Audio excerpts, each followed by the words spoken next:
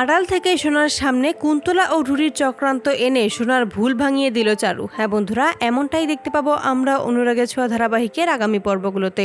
সকলে মিলে যখন অনুষ্ঠানে ব্যস্ত থাকে, ঠিক সেই মুহূর্তেই সুযোগ বুঝেই দীপা সূর্যকে নিয়ে সেখান থেকে চলে যায়। সূর্য যেতে না চাইলে সূর্যকে বলে, আমি শুধু আপনার সাথে কিছু কথা বলবো, তারপরেই আপনি আপনার বাড়ি চলে যাবেন, আমি নিজে আপনাকে আপনার বাড়ি নামিয়ে দেব। এতে করে সূর্য রাজি হয়ে যায় দীপার সাথে কথা বলার জন্য। অপরদিকে কুন্তলা হঠাৎ করে লক্ষ্য করে যে সূর্যকে কোথাও দেখতে পাচ্ছে না। তখনই উর্মিকে ডেকে বলে, সূর্য কোথায়? যখন চারদিকেই খুঁজতে থাকে, সূর্যকে কোথাও খুঁজে পায় না। ঠিক সেই মুহূর্তেই জয় দেখতে পায় যে লাবণ্যর হেয়ার ব্যান্ড নিচে পড়ে আছে, আর তখনই চিৎকার করে বলে, লাবণ্য কোথায়? সকলে মিলেই তখন লাবণ্য ও সূর্যকে চারদিকে খুঁজতে থাকে, কিন্তু কোথাও সেখানে খুঁজে পায় না। অনুষ্ঠানের ভিড়েই ছদ্মবেশী রুডি লাবণ্যকে নিয়ে একটা ঘরে আটকে রাখে।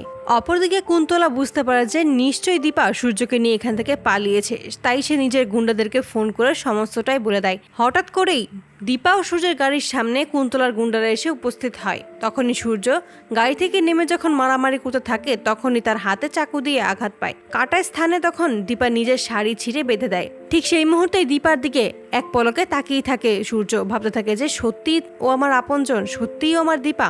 দীপা তখন বলে, আপনি সময় হলে সবটাই জানতে পারবেন। সূর্যকে নিয়ে আবারও বাড়ি ফিরে আসে। তখনই প্রবীর বলে, আমার ছেলের কি হয়েছে? তুমি আমার ছেলের সাথে কি করেছো? দীপা কোনো কথা বলে না। যখনই সূর্য কিছু বলতে যাবে, ঠিক সেই মুহূর্তে সোনা এসে দীপাকে বলে যে, তুমি আবারও এখানে চলে এসেছো, তুমি বাবার হাত ছাড়ো। যখনই জোর করে হাত ছাড়াতে যায়, তখনই সূর্য ক্ষিপ্ত হয়ে যায় আর সোনাকে বলে যে, তোমার সাহস কি করে হয়? তুমি আমার সামনে দাঁড়িয়ে আমার স্ত্রীর গায়ে হাত দিচ্ছ, তোমার মায়ের সাথে তুমি খারাপ ব্যবহার করছো। তারপর সেখান থেকেই দীপা চলে যায়। রাতের বেলায় চারু সোনাকে বলে, তোমাকে আজকে একটা জিনিস দেখাবো, তবে তোমাকে কোনো শব্দ করলে কিন্তু চলবে না, তোমাকে চুপচাপ সবটা দেখতে হবে। এতে করে সোনা রাজি হয়ে যায়, কারণ চারুকে সে অনেক বিশ্বাস করে।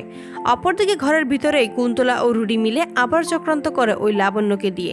তারা এবার কি করবে? লাবণ্য তো সমস্তটাই জেনে গেছে। ঠিক সেই মুহূর্তে দরজার আড়ালে লুকিয়ে সোনা ও চারু সমস্তটাই দেখতে থাকে। সমস্ত কিছুই শুনতে পেয়ে সোনা ক্ষিপ্ত হয়ে যায়। সোনা বুঝতে পারে যে তার মানে কুন্তলা ও রুডি তাকে এতদিন ঠকিয়েছে, এতদিন তাকে মিথ্যা কথা বলেছে। চারু তখন সোনাকে বলে, তোমার মা তোমাকে কখনোই মিথ্যা কথা বলেনি সোনা, তোমার মা তোমার ভালোর জন্যই এমনটা করেছে, কিন্তু তুমি তো তোমার মাকে ভুল বুঝিয়ে গেলে। সোনা তখন বলে যে, আমি ভুল বুঝতে পেরেছি, আমি যে কত বড় ভুল করেছি। ওই কুন্তলার কথায় আমি মাকে অনেক অপমান করেছি।